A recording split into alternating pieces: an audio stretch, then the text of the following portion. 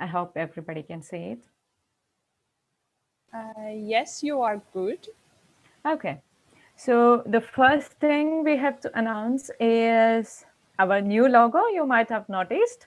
So we are so happy to introduce our new logo, and it was done by one of our friend, Mr. Akhil Jaini. And so thank you so much for Akhil for this wonderful logo.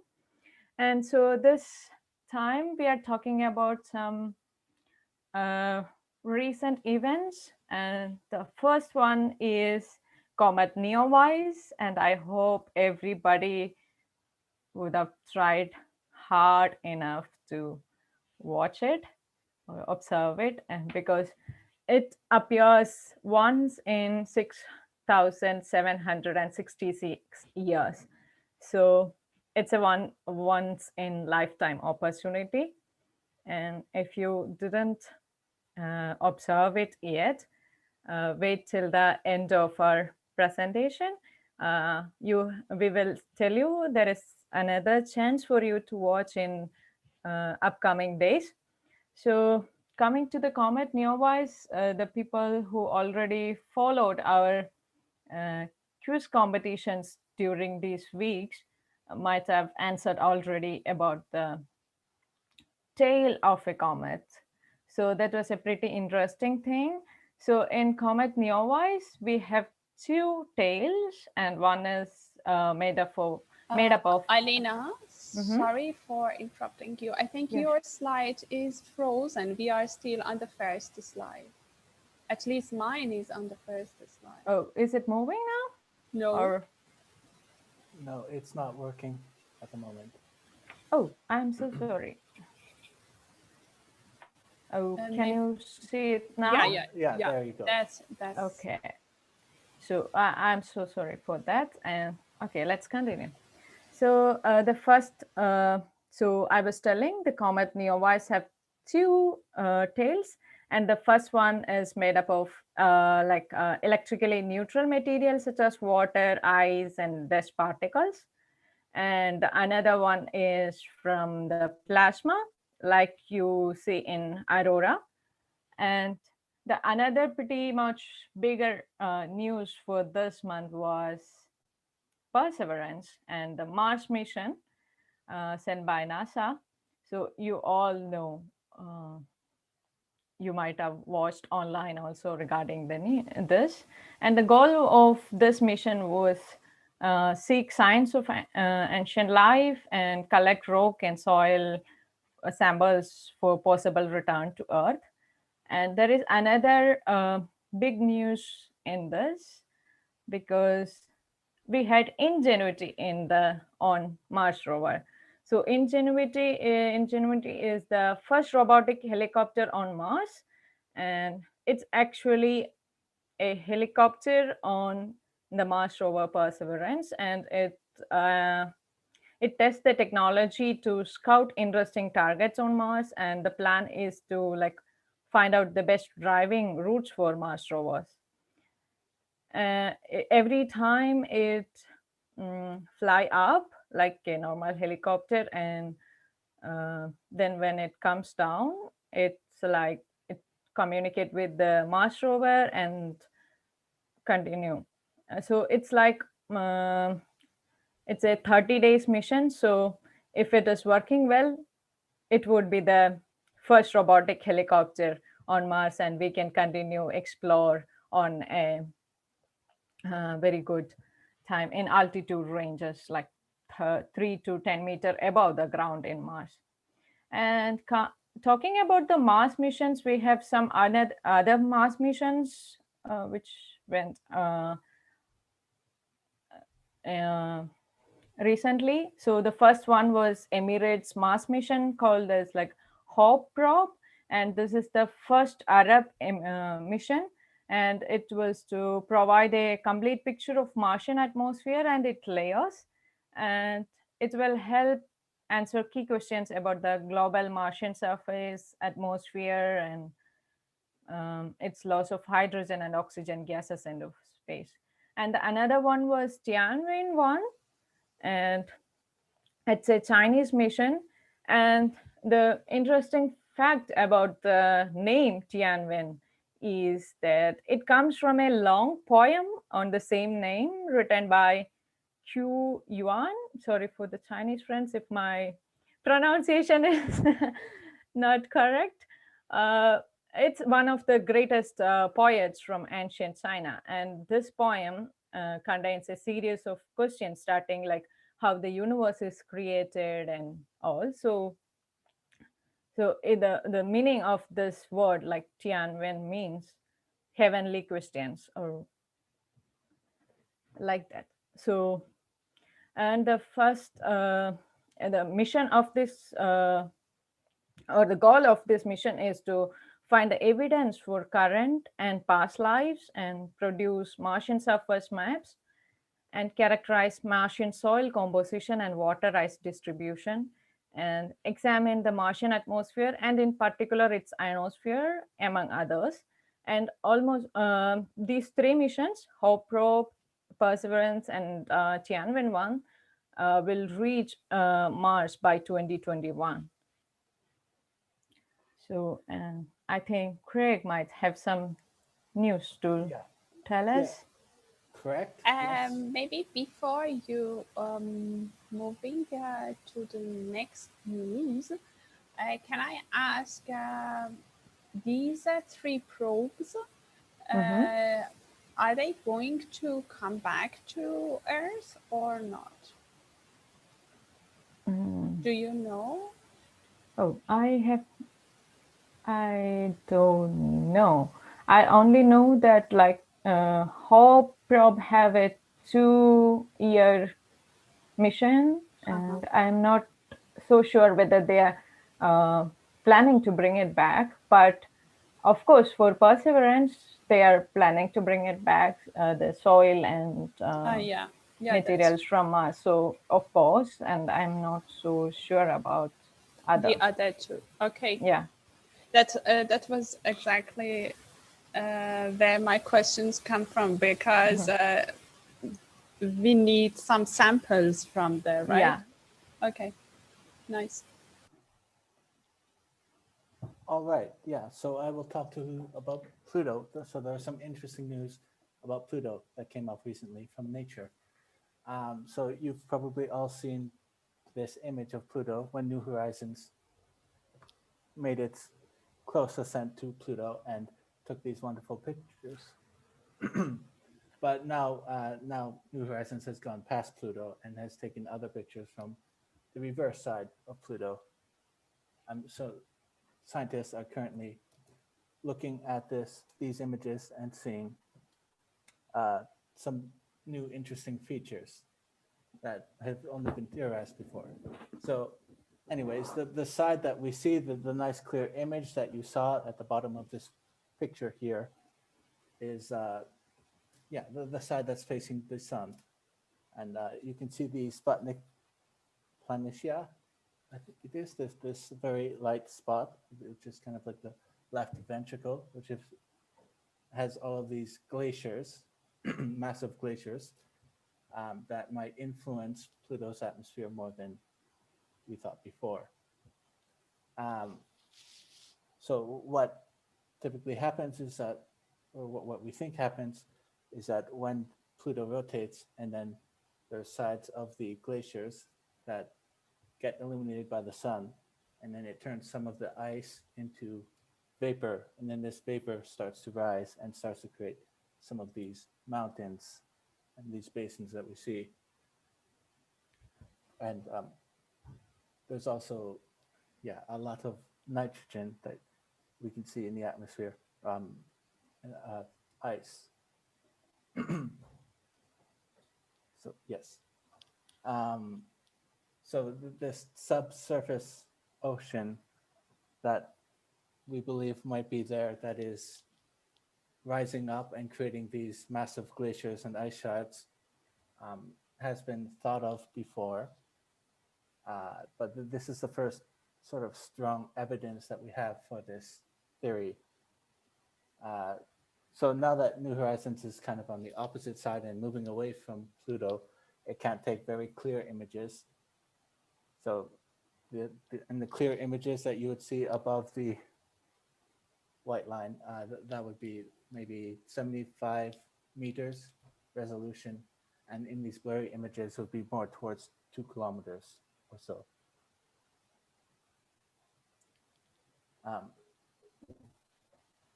Yeah, and so the near side, or the side that we would see, the very nice image that we have from New Horizons, you can see there's a lot of red in some of these mountains, and it's laced with ammonia, and it's, yeah, very critical observation, because this means that there is some organic molecules in the atmosphere that can sublimate and sort of turn into vapor at the base, and then freezes and becomes part of these ice shards, or these giant mountains in the glaciers.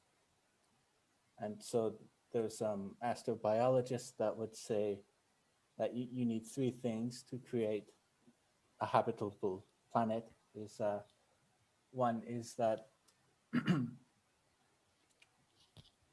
you need to have a strong source of liquid water, and then you need to have these organic molecules, something that can create life, and then you would need a source of energy.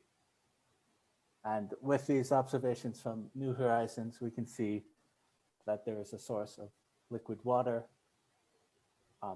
when sunlight hits the surface, and then the water vapor starts to rise, and then that gives you a source of liquid water. And we can see from the red terrain that there is some ammonia there, some organic molecules. And so now we just really are missing a source of energy, or a stable source of energy, so to speak, because the orbit of Pluto is quite eccentric. So you know it as the most distant object, so to speak, in our solar system. But in its orbit, it can range between, well, at its furthest extent, is about twice of its closest approach to Earth, or to the sun. So there's a lot of changes in the surface temperature. And this has a lot of effects for the history that we know of Pluto.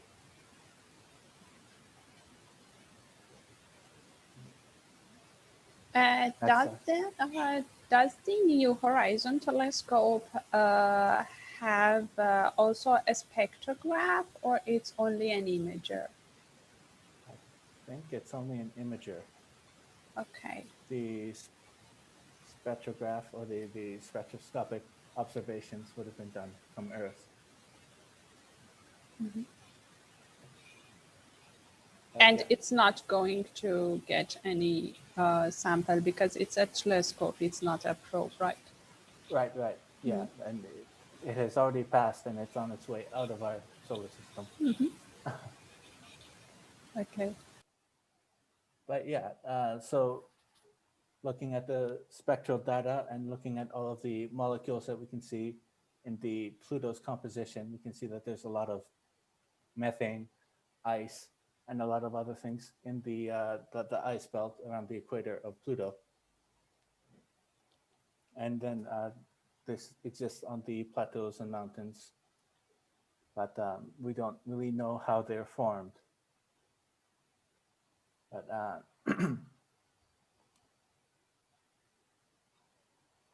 yeah, so this is a very nice observation, and it's continuing to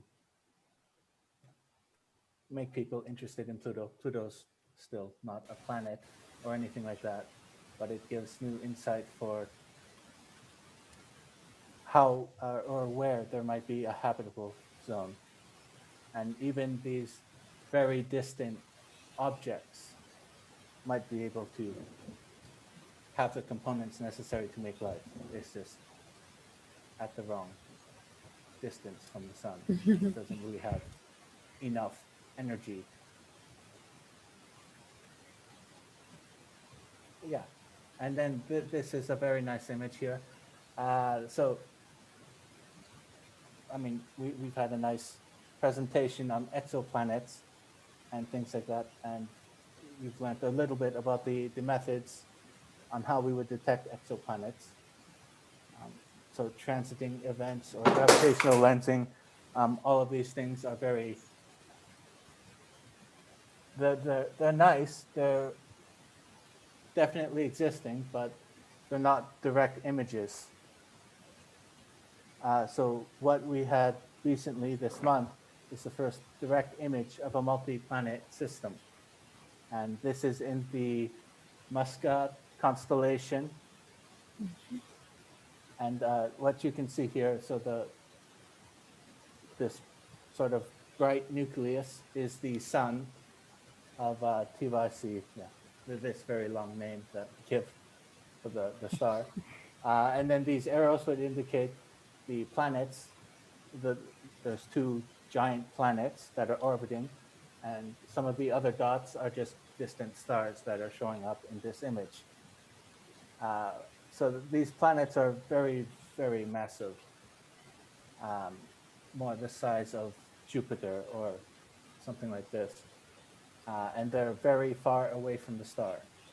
So I think like 160 and 320 times the distance of the Earth Sun. So that's very far away. If you look at our own solar system, Neptune is 30 times the distance of Earth away from the sun. So this is very, very far away.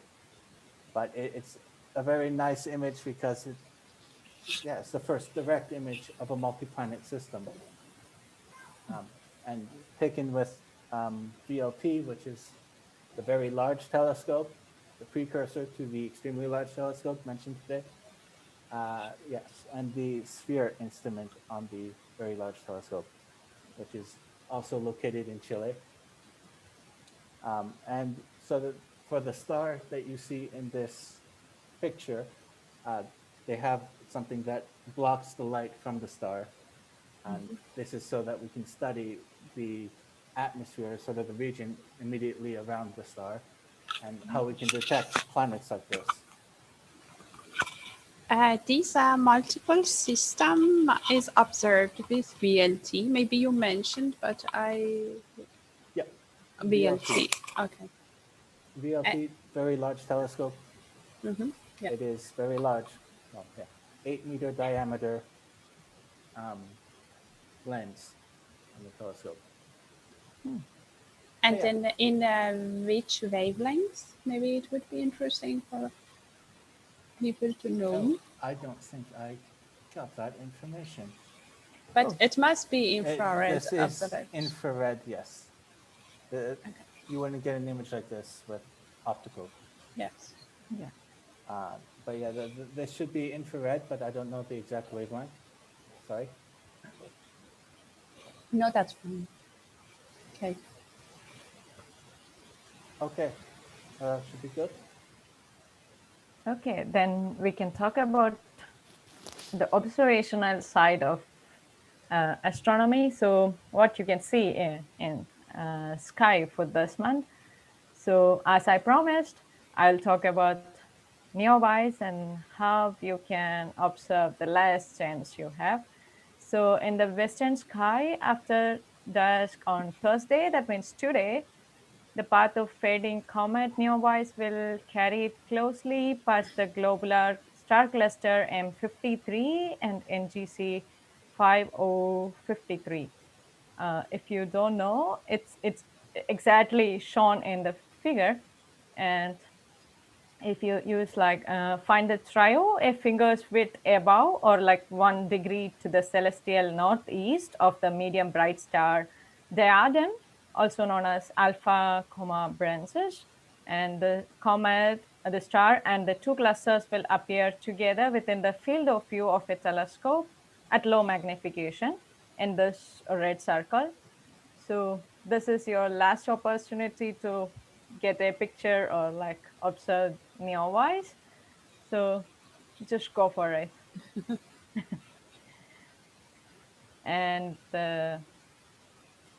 another one, Craig, do you have something to say about the meteor shower? Yeah, Yeah, I can comment on the Perseid meteor shower, which should be coming in the middle of this month, but yeah, first half Yeah. of this month. That's a very nice thing to see. Um, the peak will be on the 11th and to 12th overnight. I think the good thing about these meteor showers are that people do not need to any special instruments. Only maybe a dark sky would be enough to see Yeah. them. You would need a dark sky, so you'd need to get out of the center of Cologne Yeah, or sure. whichever city you're viewing from. Yeah, Yeah, that's There right. should be about 100 meteors in this shower at the peak of the yeah. meteor Oh, shower. oh, that's nice. And I love August because it always have some meteor shower on the weeks. So it always have high peak of meteor shower. And It's a I think the good weather is good month. also good enough to go Ah, outside the city and spend one night. Yeah, but with the other meteor showers, I think you cannot spend one night outside, or at least it needs some equipment. yeah, that's right. And the other one is the Ganymede shadow and the great red spot across Jupiter, and it will be like in August 14th from 10:30 p.m. ADT. So I hope you will observe this also, and these are the three most important things you can observe this month.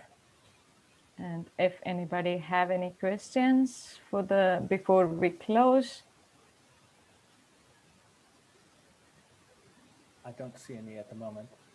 Yeah.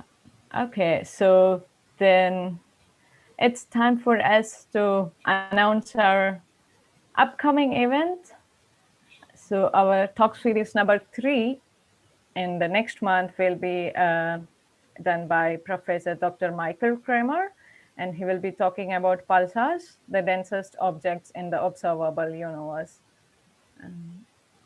I hope we will meet you on that day. And thank you for joining us today. And that's all it from us. Yeah, if you have further question about our today event, you can still post your questions our Facebook and Instagram webpage, and we would be responsible for answering them. Yes. Thank you so Okay. much. Yeah, Thank you so thank much. you. Have a clear sky. Yeah. Okay. Okay.